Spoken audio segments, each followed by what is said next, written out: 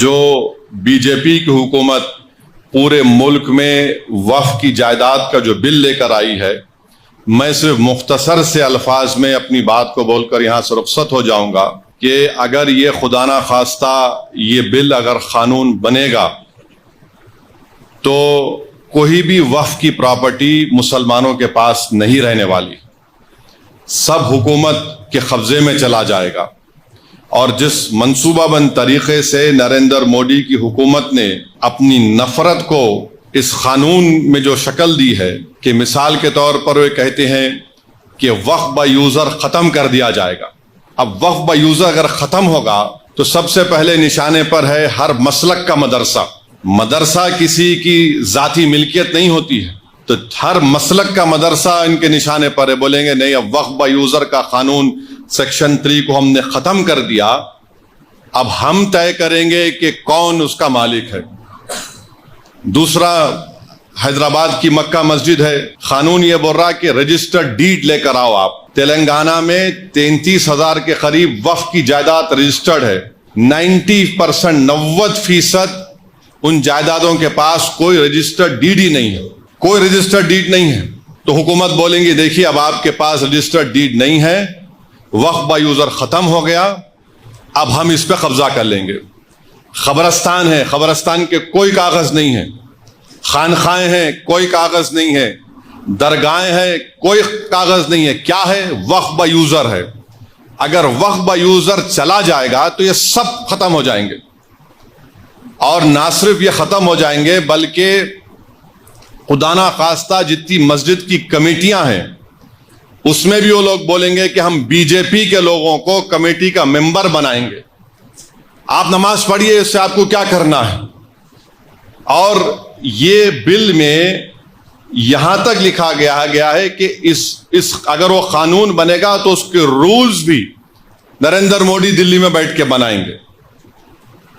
اس بل میں یہ بھی لکھا گیا کہ اگر وقف بورڈ کسی کے خلاف ایکشن لینا ہے تو نریندر مودی سے پوچھنا پڑے گا۔ اس بل میں یہ بھی لکھا گیا ہے کہ سینٹرل وقف کونسل میں صرف ایک منسٹر کو چھوڑ کر، وزارت اقلیتی بہبود کے منسٹر کو چھوڑ کر سب مسلمان ممبر بنتے ہیں۔ اب اس بل میں کہا گیا کہ یہ کم سے کم 2 بنیں گے، 2 بنیں گے۔ اب حکومت 7 بھی بنا سکتی۔ ریاستی وقف بورڈ میں تمام ممبر مسلمان ہوتے ہیں، تو نریندر مودی نے کہہ دیا کہ نہیں، صرف متولی کیٹیگری کے اور میونسپل کارپوریشن کے جو پنچایت کے لوگ جیتتے ہیں 3 یا 4 بنیں گے، باقی تمام کے تمام ہم کسی غیر مسلم کو بنائیں گے۔ ریاستی وقف بورڈ میں الیکشن ہوتا تھا متولی کیٹیگری کا، بار کونسل کے کیٹیگری کا، ایم ایل اے کیٹیگری کا، ایم پی کیٹیگری کا، سب ختم۔ حکومت ان کو نامزد کرے گی۔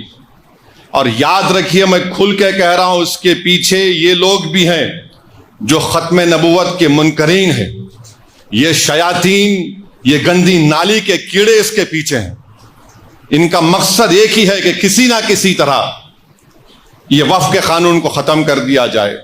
تو اس میں بہت سی شیطانی طاقتیں ملوث ہیں، اور وقف کا ٹرائیبیونل ہے۔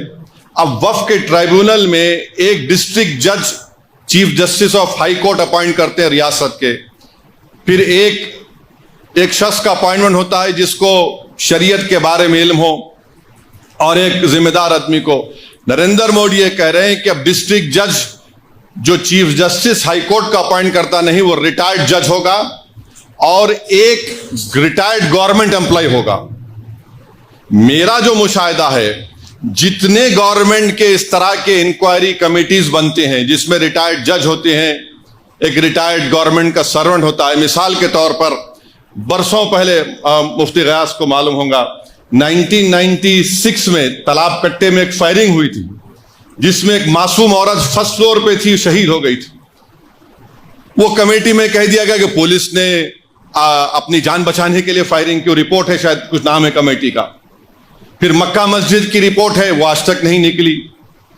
حیرت کی بات یہ ہے کہ کلیکٹر کو یہ پاور دیا گیا کہ یہ قانون بننے کے بعد जितनी भी वक्फ की प्रॉपर्टी है, अगर कोई शैतान जाके बोलेगा कि नहीं वक्फ की नहीं है गवर्नमेंट की है, तो कलेक्टर इंक्वायरी का ऑर्डर करेगा, और कलेक्टर इंक्वायरी जब ऑर्डर करेगा तो कलेक्टर ये कहेगा कि तावख्ते इंक्वायरी मुकम्मल नहीं होती ये वक्फ की प्रॉपर्टी नहीं रहेगी।